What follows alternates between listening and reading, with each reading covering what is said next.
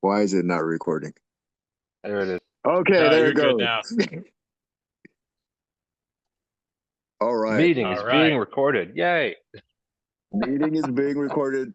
Hey, I just want to let everybody know you're in for some major, major gold. I just met Daniel, had a conversation with him. The guy's an absolute badass when it comes to connecting with people and connection over selling.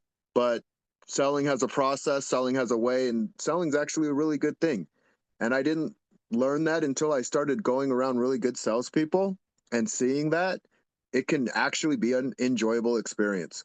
So Nate has this kind of experience. Daniel has this kind of experience. I'm constantly learning from the masters as I go through me giving people that kind of experience. So I'm looking forward to this conversation.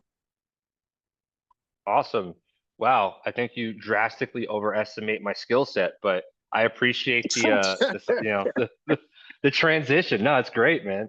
I don't like the term master. I don't. I think it's overused, like guru, master, all that stuff. I'm a forever student. I'm always learning. And ironically enough, even though I'm in sales and I've been doing it a long time, I'm better at training and coaching than I am selling. That's actually where my Mm. I shine is teaching other people how to be better at just communication, and negotiating on their own behalf and closing deals and qualifying more. So I appreciate the sentiment, but yeah, no, I've definitely been doing this a while. I I love that. think I love that. I think I'll give you some humble pie there too as well, Daniel. I think we did allude a little bit before we hopped on record. You know, you're not just selling and talking and teaching from a book that you read. Like, tell me, go back to the very beginning when you had the sales spark. What moment in your life were you when you're like, I get this, I understand this? Um, well, for me, it started when I was really little. Like I wanted to be an artist for my entire life, and I still do, and I still do some artwork every once in a while.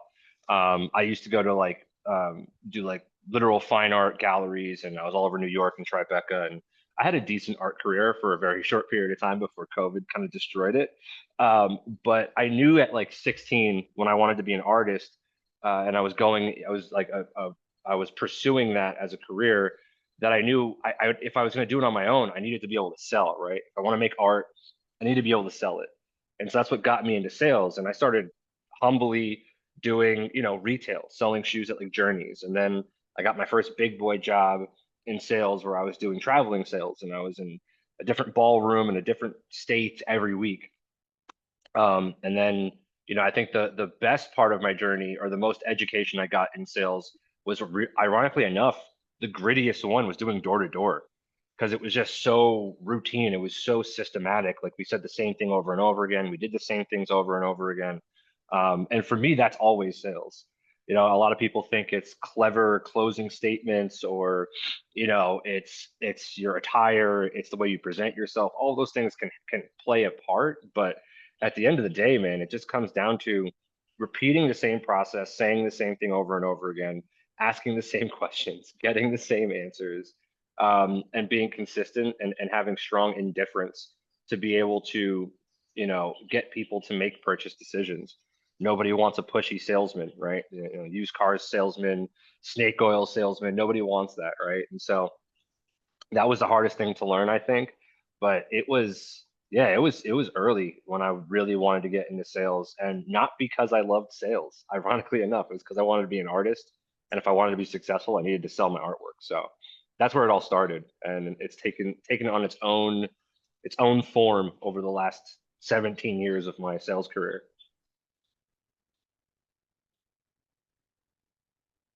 That's awesome. I look back at you said you wanted to be an artist and that's what got you into selling. I actually started as a personal trainer and I didn't like selling. Like I wasn't going to do it and because I saw selling in one way and I'm like, "Oh, if that's selling, I'm definitely not doing that." But as I progressed, I realized what selling really could be and what it really was. Could you walk me through like what were the reps that you were getting in and what were the what were some of the roadblocks you might have had while you were getting those reps in? When you mean reps, you mean like repetition, like working out Yeah, reps? yeah. So Yeah, yeah. yeah, so Okay. I'll clarify that. Yeah, so the reps are putting in the repetitions. I was an Yeah, yeah, athlete yeah. back in the day. No, I get it. I get it. No, no. Most salespeople, ironically enough, as I went through all my career in different industries and different companies, like a lot of athletes are salespeople. Like that's what they become if they don't either go pro or they don't make a career out of their athletic ability. A lot of them become salespeople because there's so much overlap. It's performance based. It's the most performance based industry, right? It's all on you. You can train. You can write all of the same kind of disciplines that go into sports goes into sales. And so, um, what was the question again? I just totally spaced on it because I was Yeah, on the yeah. rep So thing. how many like yeah, yeah, how many repetitions would you get in with, like, were there specific questions that you asked consistently that you can remember? I mean, there's definitely like a formula. There's so many methodologies out there and each methodology has its place. And if you're a good salesperson, you're never just using one, you're using multiple. For me, I didn't even know about methodology. I was just very much a student. I went into every company just like a blank slate, even when I had experience, because I wanted to make sure I fell into the right pattern and the right cadence for that company. I wanted to be successful because I'm a bit of an overachiever myself, and I played a lot of sports back in the day too. Did karate and taekwondo Nice. and basketball and football and soccer and baseball, golf, all the stuff, right? So I get it, and there's no question. There's maybe like qualifying like frameworks that I would say. The questions are always about their pain. You're always trying to dig deep to figure out what it is exactly they're struggling with. Because we always pitch on pain, and I've always taught to pitch on pain because it's a natural human instinct to avoid it, right? It's one thing Mhm. to chase pleasure, but it's another thing entirely to avoid pain. And we're all hardwired to avoid pain Mhm. because we're human and we feel pain and we want to get out of it. And so if you can find the pain that someone's experiencing and you have the solution, it's you don't need a fancy closing statement. They'll throw money at you, but you have to identify that and you Yeah. have to qualify it. And so one of the things that I talk a lot about with people who come to me for sales coaching help and like, what do I do? How do I need to close more deals. They all say, I need to close more deals. I need to get better at the closing statement. I need to get better at closing. I'm just like, no, you don't. You need to get better at asking solid questions. And a lot of it just comes back to like, I like Simon Sinek. His approach to it is strategic empathy. I like the way he talks about it. Mhm. It's putting yourself in someone else's shoes, being able to understand their perspective well enough that you can ask the right questions to get to their core pain, which most people get surface level and they don't deeper question. They just ask one surface level question, they move on to the next, and that's probably the biggest problem. Is by the time they get to the closing statement, or the closing call or whatever they're doing, and they're going to give them the offer they're like, why do they always say no? It's like because they don't even want what you're selling because you never figured out what it is they actually wanted or needed, rather. What was their pain? What were they struggling with? And then wrap your offer around that, not just, try to sell the most to the people that have the most money. So it's it's a bit counterintuitive in that way. Yeah. Yeah, that makes sense. When a person first, like, I'll paint a context around it because I used to do cold calling, and I got much better at it because I started asking permission instead of, like, when I first started, I almost wanted to, like, vomit what it was that I did to them. Like, Yeah. I would just let my emotions carry over, and then I started asking permission where I'm like, "Hey, I just want to let you know this is a cold call. Can I get 15 seconds of your time?" Is there anything that you notice when you first connect with someone that really just kind of lowers their guard and just opens them up for a conversation? Um, there's an old acronym, Fords. I can't even remember what the actual acronym stands for now. Family, occupation, recreation, Recreation. What is the uh, D? D and then S, something to do with like traveling. I forget what it is. Um, Okay. I've been doing this for not remember any because it's just become so ingrained in me. Like I know how to connect with people, and mostly it's just the easiest way to drop anyone's guard is to ask them about themselves. And Chris Voss talks about assuming where they're at. Like, oh man, you sound really down today, even if they're not, right? You just Yeah. assume it, and you say it to them not as a question but as a statement. They'll update you, and it's kind of Mhm. like assuming the sale. They'll let you know if it's a yes or a no. And in either way, if you're right or wrong, it doesn't matter. It lowers their guard because you're attentive. It showcases that you care and that you're actually listening and observing them and not just there to try to sell them something or say something slick to get them to, open up so that you can, take their money. Genuine connection with other people, although that's not the main thing you're trying to do, the main thing you're trying to do is to get past all the objections to close a deal. And so it's really just about raising Mhm. dopamine and capitalizing on impulse. But ultimately, you can. I simplify it for everyone. It's like, dude, just be a human being. Just be human. It's a human being on the other end of that line. They have problems. They have a family. They have friends. They have hardship. They have heartache. They have headaches. They have all the things that are going on in their life. And if you can relate to them on that level, and especially if you can get someone to laugh, if you can get someone to laugh with you, people will spend money with you. Yeah. Yeah. No, 100%. And what I noticed when I first connected with you, I could feel your humanness, and that's the name of the game. And I could also feel that you knew your stuff. Like I knew that you there's a saying, gangster knows gangster, right? And as I was going through my journey as a fighter, yeah, I'm going as a fighter. A good fighter knows a good fighter. They just know a good fighter, and it's not one strategy or one tactic. It's literally putting in the reps, putting in the repetition, staying consistent. And I would have never guessed, and I want to get your thoughts on this because you train so many people. You actually have to train people how to be human again. Because we're actually training ourselves not to be human. Like we're training ourselves like the script, or the strategy, the strategy, the strategy. It's like, no, who are you? Who are you? Yeah, I mean, I get why we do that, and there's always this interplay, like this very tight rope you have to tie to toe. Um, to you have to make it systematic, right? It has to be a repeatable process. Otherwise, all the data that you collect is irrelevant. But you can't forget to use that. It's simply a framework. And that's why I don't do scripts, especially in B2B, because it's just too long of a conversation. There is no script in Mm-hmm. B2B, right?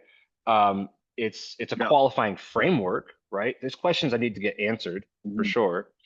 But the through line isn't the data. The through line isn't the collecting of that. The through line isn't the framework. It's not the strategy. It's not the script. It's not the qualifying questions. It's okay, how do I relate to this person in a way that gets me the information I need from them so that I can help them solve their problem? And you'll probably hear me say that a bunch during this conversation. Solving their Yeah. problem is the objective. That's what your job is. If you're to define a salesperson, it's problem solver. That's what you do. And the better you get at connecting with people, lowering their guard, and to the point where you can ask them uncomfortable questions. And here's the thing, people are scared to ask other people uncomfortable questions. I mean, obviously, it's uncomfortable, but if you can almost like make it a single serving friend kind of situation where like I can lower your guard and let you know I'm not here to sell you anything if it doesn't make sense for you.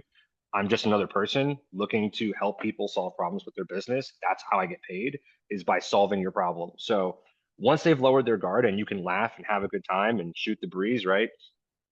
Now you can ask them those uncomfortable questions that give you the answers you need to get to the core of their problem to then solve it, right? And that's always in a nutshell, that's my approach with every sales conversation is like, okay, who are you? Mm-hmm. Let me take an interest in you. Let me get you to lower your guard.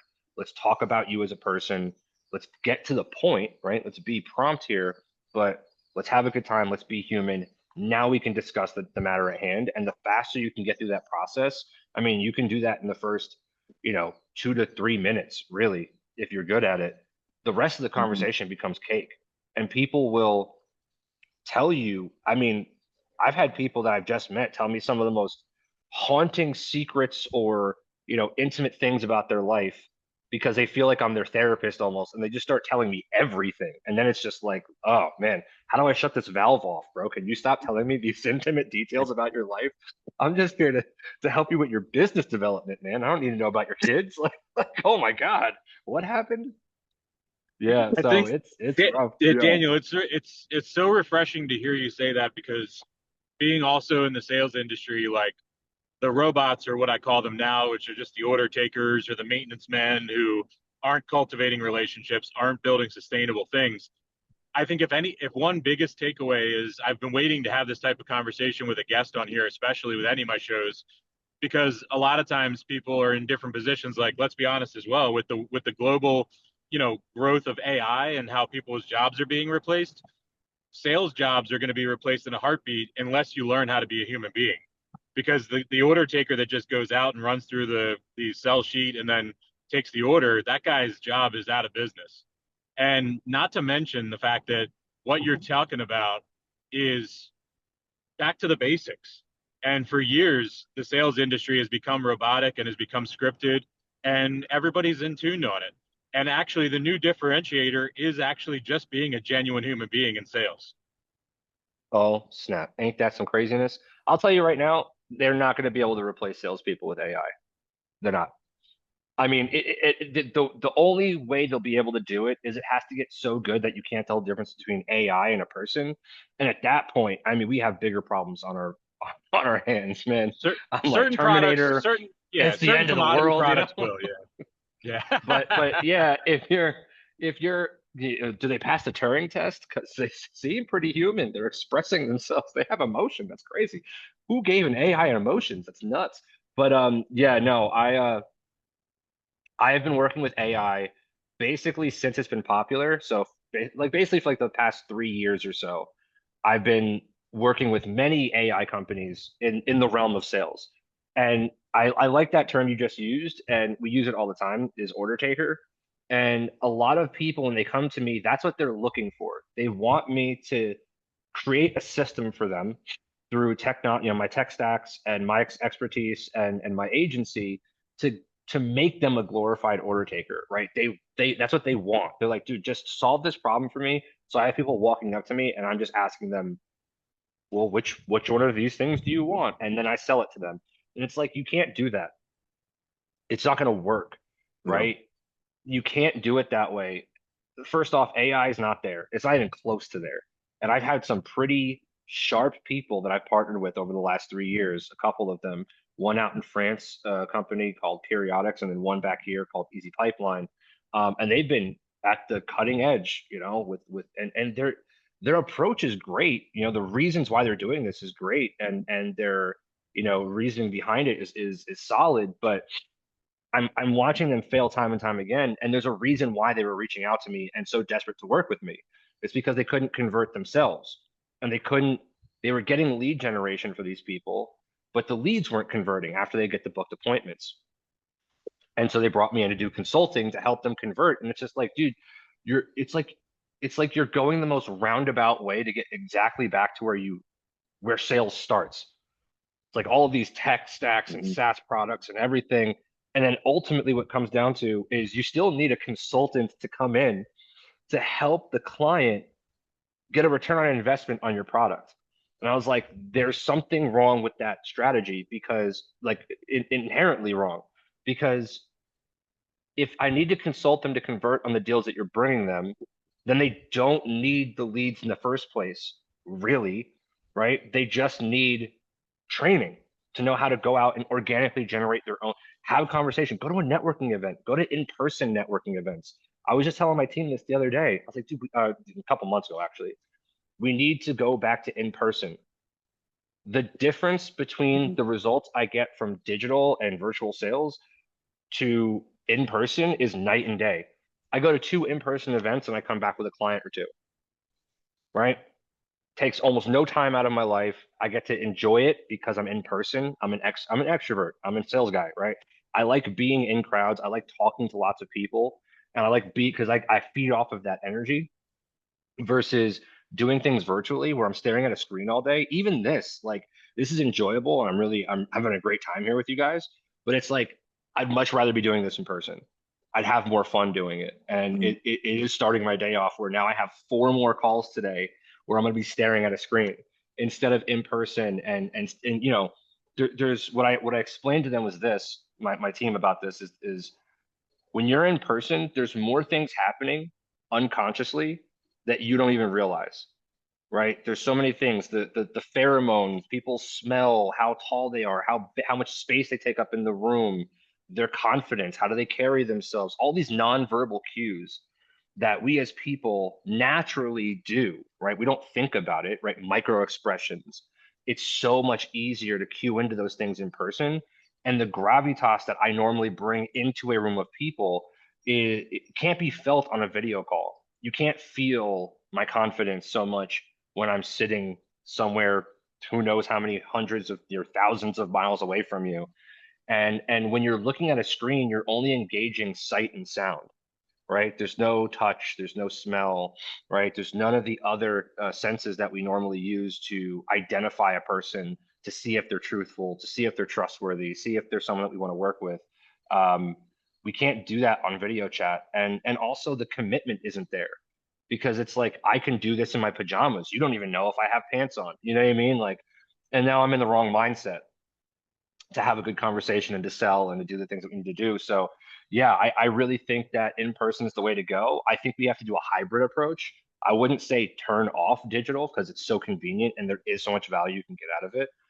For instance, like webinars and master classes and workshops is a lot easier to get a large amount of people to gain value from your knowledge and your expertise by doing a virtual event versus doing in person where maybe only 3 people can show up because only 3 people that are interested live near you or live near the event space. Versus here, I could have 1,000 people on a webinar and touch 1,000 people's lives and give them benefit and give them quality education and help them move their business along and provide them that value. And now they're going to look at me like, oh man, this guy knows his stuff and we can work together. So it's a combination, man. It has to be a hybrid approach.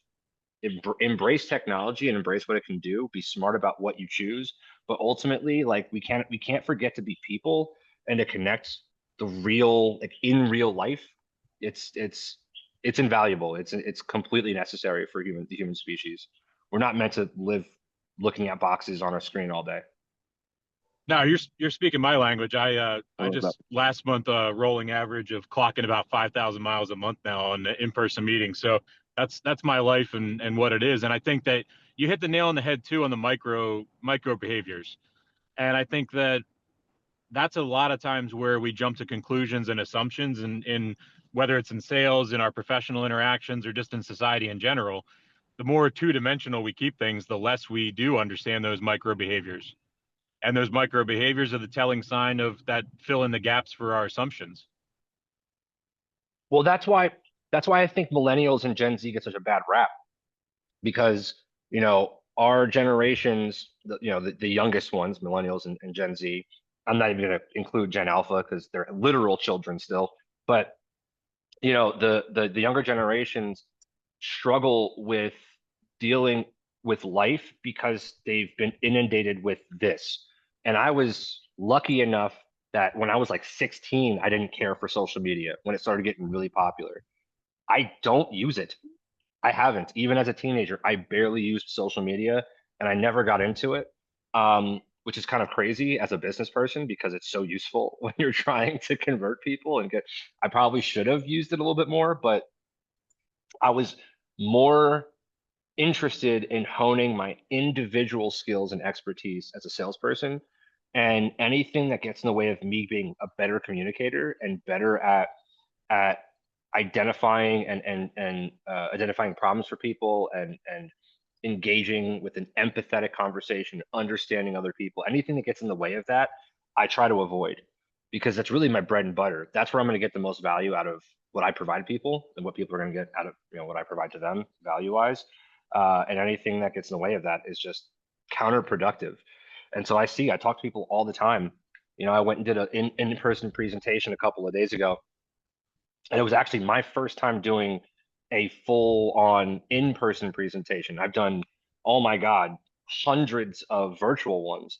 And I went to go there and I was kind of nervous, which is new for me. I've never been nervous to talk in front of people, but I was like, this is my first time doing this. They all assumed that I had been doing this for years because they heard that I had 17 years of sales experience. So they're like, oh, you've done this a bunch. You know what you're doing. And I'm like, not like this, man. Like this is new, but I didn't say anything and I pulled it off and no one thought anything otherwise. So I was like, I guess I did a good job. But yeah, I see people, they're terrified. They're terrified to talk in front of people. I'm like, dude, that's like everything about being a person. It's everything about business. I don't care what your position is in your business. If you own a business, you're the owner, you should be able to talk to people, a lot of them, even if you're introverted, maybe even especially if you're introverted. So communication is the foundation, and sales and the sales skills. That's why I'm so like passionate about it when I teach on it. It's like the skills you develop in sales are immediately applicable to scaling your business. It's just different positions as you're growing, but it's all the same skill set. Negotiating on your own behalf, navigating strong personalities, uncovering, people's problems, troubleshooting, problem solving, empathy, uh, you name it. There's a bunch more. Overturning objections, like those all go into team development. It all goes into management. That all goes into hiring, firing, vetting people, sussing out who's full of shit or not, asking solid questions, having critical and uncomfortable conversations. That's all sales and that's all business development, right? They're synonymous. And so that's why I tell everyone to start with sales, and then you can get better at the other things that you do.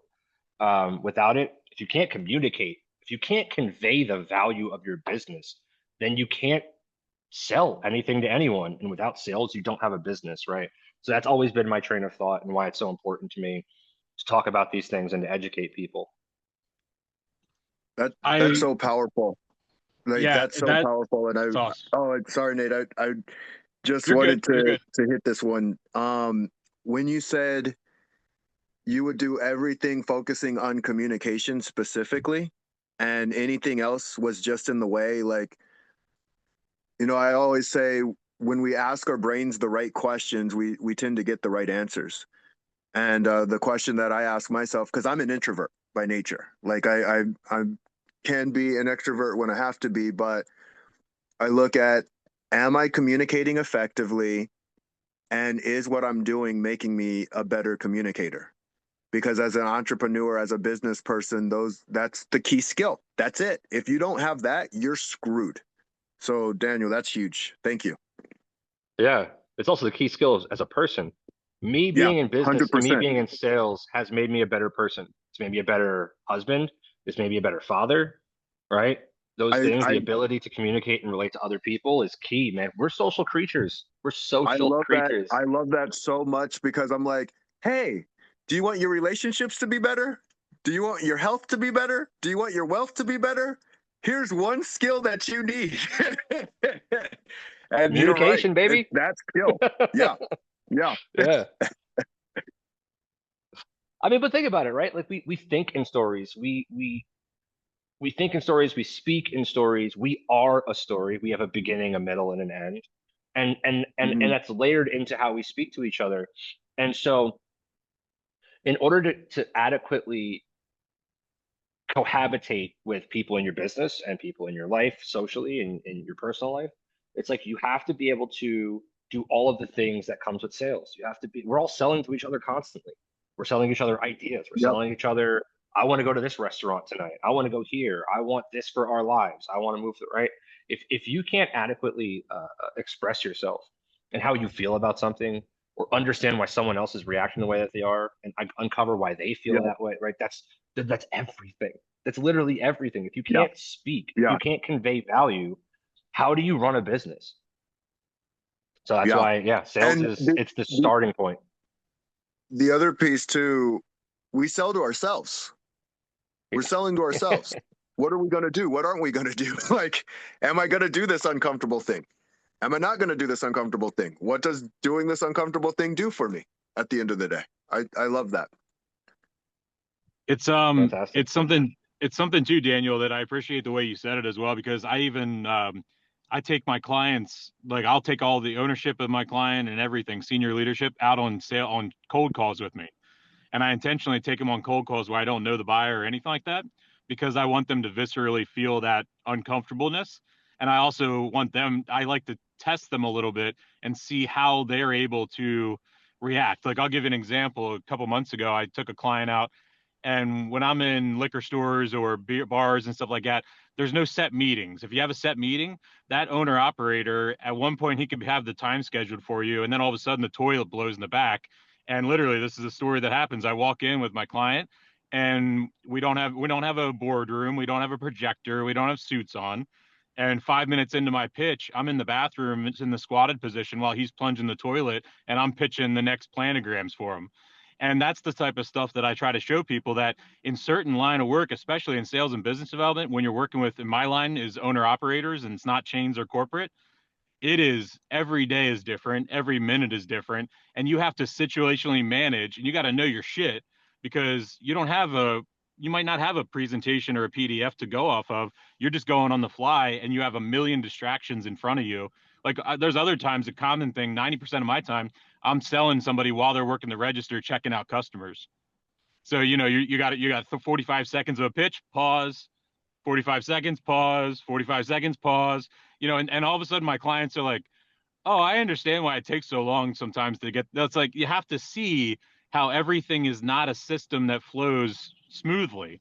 Everything is disjointed, but also maintaining the patience and maintaining the appreciation that that person also has a job to do as well. And you need to be respectful and appreciative of the fact that they're even giving you any time at all. And I think that that's something that we, in the sales industry, we get excited, and sometimes we get a little bit of an entitlement syndrome when we try to get people's attention. And Mm. I like the way that you put it, where there's sometimes where I was brought up in this industry at 19 years old in the beer business. And one of the best phrases I was ever told right in the beginning was, right beer, right account. And I never understood it, because I was like, we just want to sell everything to everybody. You know what I mean? Everybody needs beer. But no, it's sometimes you have to understand the diagnosis. I always tell people, don't be just a pill pushing doctor, be an actual diagnosis doctor, where you actually understand what the problem is, instead of just shoving shit down on their shelves, you know? Yeah, it's so I equate it to art, right? Because I'm an artist, and Yes, so yes, when you're yes. drawing, when you're drawing a portrait, I'm a portrait artist. I love drawing people. Ironically enough, right? As a salesperson and as an extrovert, of course, I'm drawing people, right? And so I love capturing the essence of someone. And the biggest part about drawing someone and capturing likeness and the essence of a person, it's all of it starts in like the proportion stage, right? The composition. Like you spend most of your time laying out the strong foundations of how big is the eye in relationship to the nose, to the mouth, the distance between those things, right? You spend all that time before you do the details and all of the stuff that makes it look like a person. It's laying out all of the proportions to make sure that when you do put in those details, it's not off, it's not wonky, it's not going to come out like they have a little tiny eye up here and one big eye over here, right? You got to stay consistent. It's the same thing with sales, right? When I'm talking to people about closing the deal, so much of what I'm telling them about is, and I was trained on 5 steps to a conversation, right? Intro, short story, presentation, close, rehash.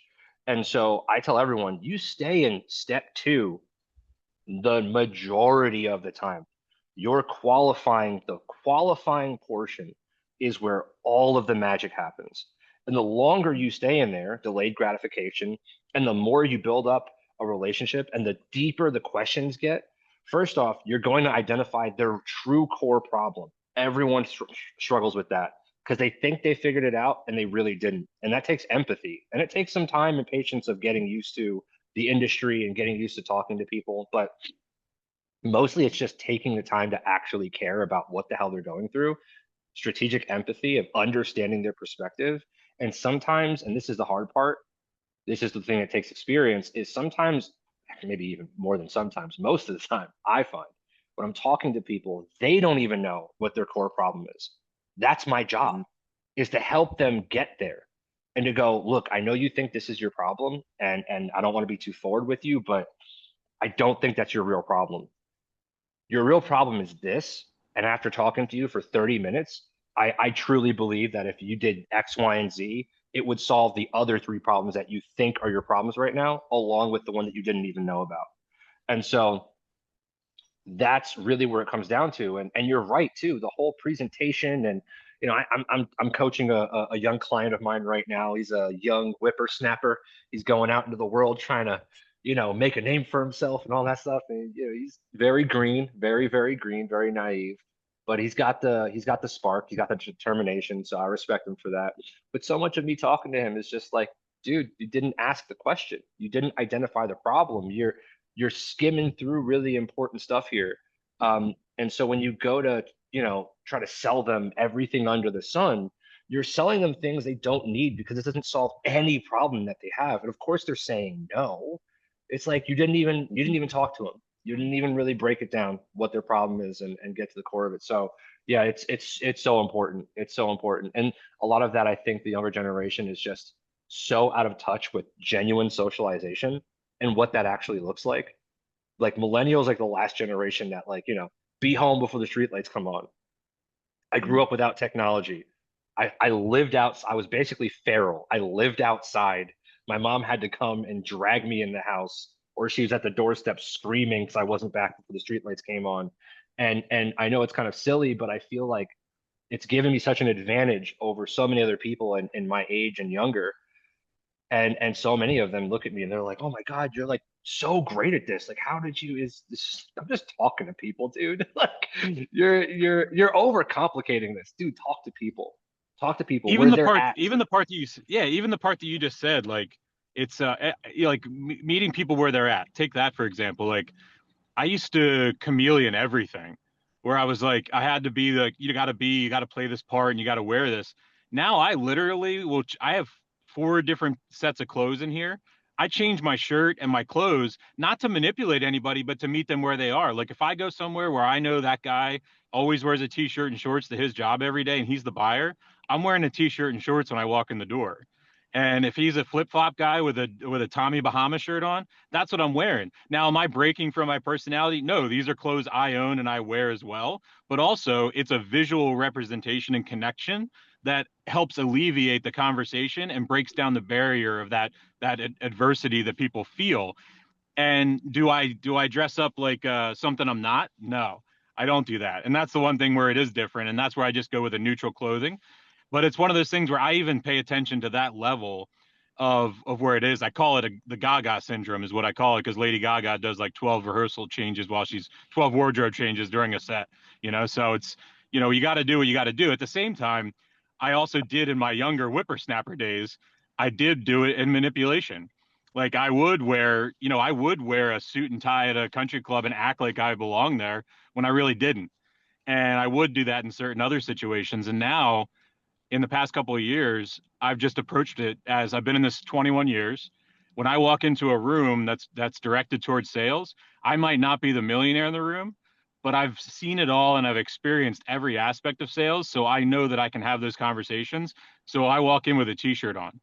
And I walk in with a t-shirt on, not as disrespectful to anybody else in the room, but in the sense that I don't dress to who I want to be anymore. I dress to who I am. And That's so good. I love that. it's one of those things. I'll give a little credit for the confidence of it to, like, I'll give it to Mark Cuban on that one. I was a big Shark Tank fan. And, Mark Cuban really did that when he stayed to that aspect. And he's like, I wouldn't wear a suit in a room that I didn't need to. Now, do I wear one to a funeral or a wedding? Of course. You know what I mean? Yep, But yeah. I don't do that anymore. And it's not an arrogance or an ego thing. It's an authenticity piece.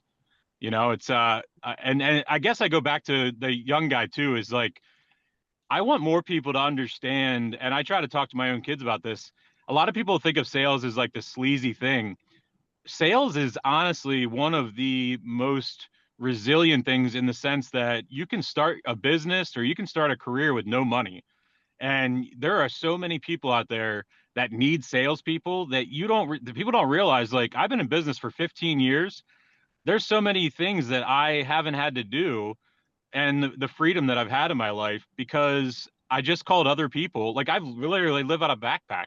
Like, I don't have office space. I don't have anything. And it's intentional because other people need my services, and I found a void. But I try to tell people sales it's not easy, but if you know what you're doing and you have a brain and you have the empathy that you're talking about, you can really make a living very flexibly and live that career that you want. And I think Clifford and I talk a lot about helping people start businesses and things like that. But I think also we need people to understand that there's a lot of things you don't need to go to the bank sometimes to start your own freedom. And you don't need to go to the bank, or you don't need an investor. You just need a couple clients paying a retainer, and you start grinding. I did when I launched Sovereign Sales Agency, the end of last year. It's been almost exactly a year since I launched the company. I did 20 something thousand dollars in the first 2.5 months of business. I didn't do anything except I lived on networking events and Yeah. one-on-one calls, and I just hit the pavement, right? Hit the pavement, freaking, metaphysically knocking on doors, right? And I just talked to, I had like 1,000 one-on-ones in that 2 months. I just nonstop. I lived on one-on-ones, and I was reaching out to people on LinkedIn, book a call with me, let's have a conversation. I was on lunch clubs, I was on Alignable, I was on all of these different areas, and I was just everywhere. And I built a reputation for myself in a very short period of time where after a while, people just started referring people to me. Trade shows and stuff like that. The whole trade shows like, yo, you have a problem with sales? Go talk to Daniel. And the reason why I got back into sales out of everything, because I had a bad partnership dissolution and personal stuff in my life, and things were just going really, really wrong all at the same time. And I was like, I need to go back to something that is easy for me. Like, I already have the expertise. I don't have to figure anything out. I just go and do what I do best. And something that I know that is always going to be in demand. And that's why I'm in sales. It's a very difficult industry. It's not easy, but it is simple. And at the end of the day, the whole name of the game is, dude, just talk to people, just have conversations, and do it with intent, do it with purpose, and do it authentically, right? If you show up every day as your authentic self, and this is the other thing about sales I try to get people to understand as well. I can coach anyone in sales and they will get better at sales. There's no doubt about it.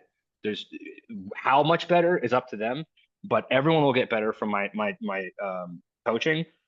I don't like to coach on anything specifically, and I'm trying to get rid of that. Like, there's all these, I know them. I know like Layer and R and all the different objection handling frameworks and qualification frameworks, like Bunt and all these acronyms and jargon.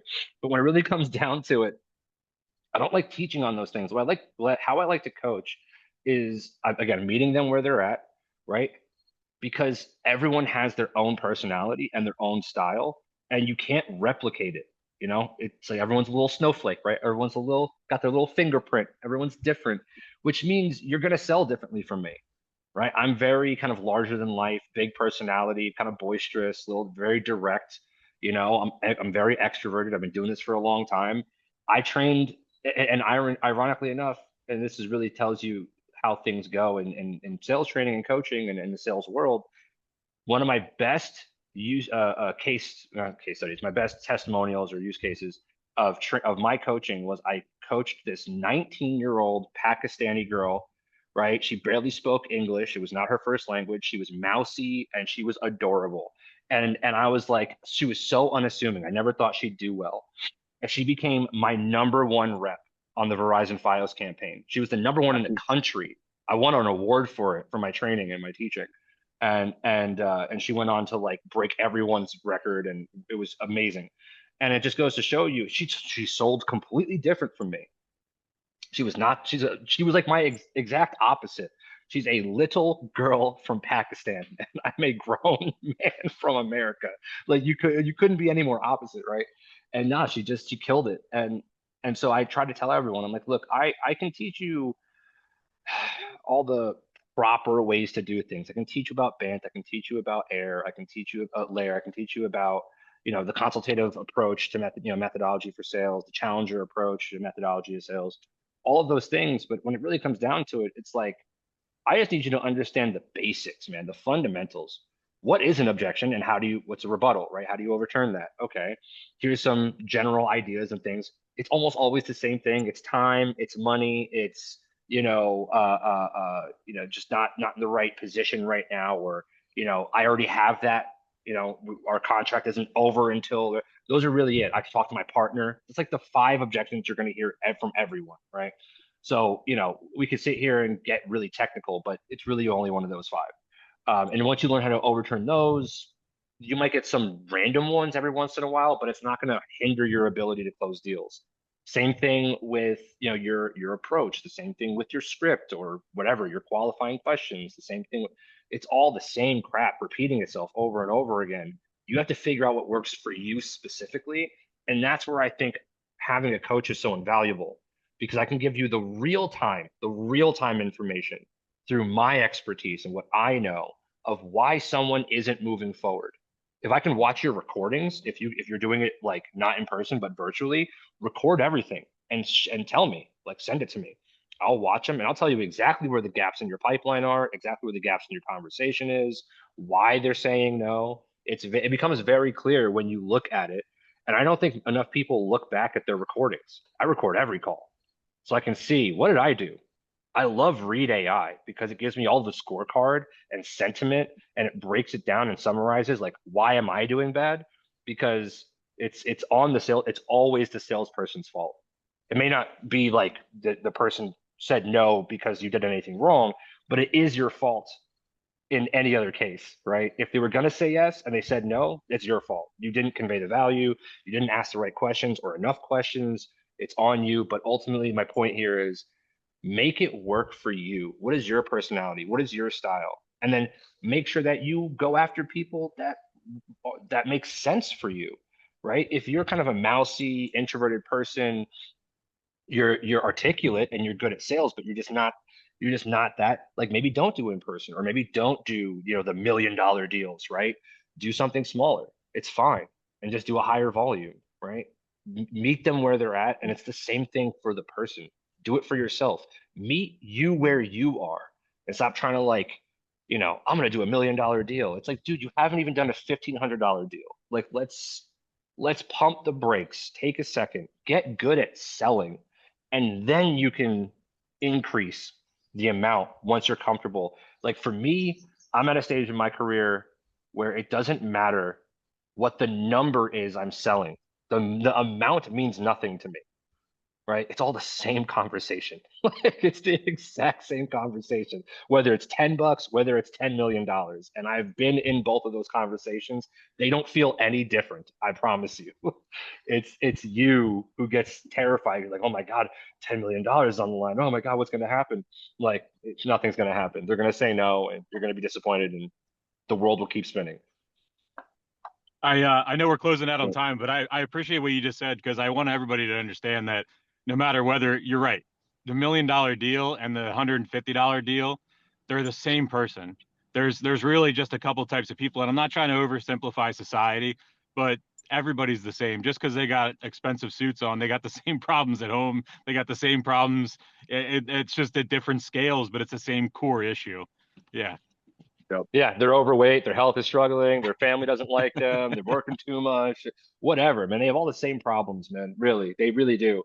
And I've known, like, I've had like actual relationships with people from all walks of life. I've rubbed shoulders with millionaires, and I'll tell you right now, they're no different than anyone else. I've also used to, because I was an artist and I was doing all the podcast stuff.